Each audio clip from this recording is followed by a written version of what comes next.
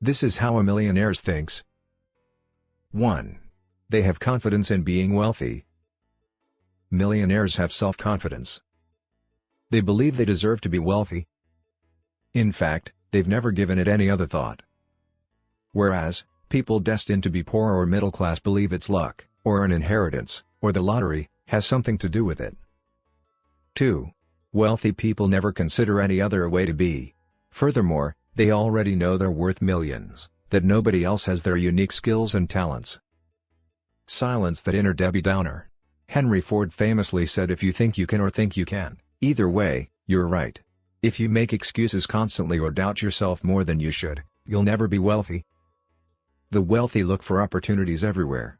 The next business idea, then next opportunity to invest in real estate, whatever it is, they never let themselves think small. 3. They think outside steady paycheck box.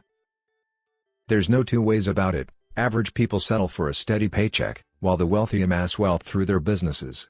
They put their work into businesses, not punching a clock, with discipline. Steve Siebold, author of How Rich People Think, spent decades studying the world's wealthiest people, says the rich are typically self-employed.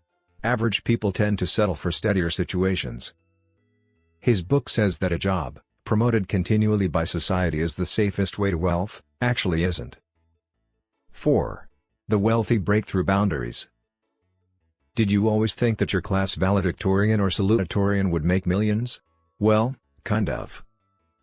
However, a Boston University study that followed valedictorians and salutatorians into adulthood found that they did all the right things. They graduated from college with a high GPA, earned graduate degrees and top-tier professional jobs. However, none of these bright stars actually changed the world. Good at following directions, these individuals did everything one should do but don't necessarily make the impact or break through boundaries that the ultra-wealthy do. 5. They might eat an elephant one bite at a time. While some millionaires don't have specific money goals, for some, it just happened, those who do break it down, chunk by chunk. Let's say you have a goal to reach $1 million over the course of 5 years. There are 52 weeks per year, or 260 weeks in 5 years.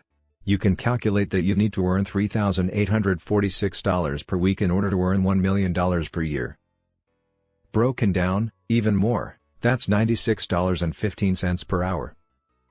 96.15 per hour? Sure, you do.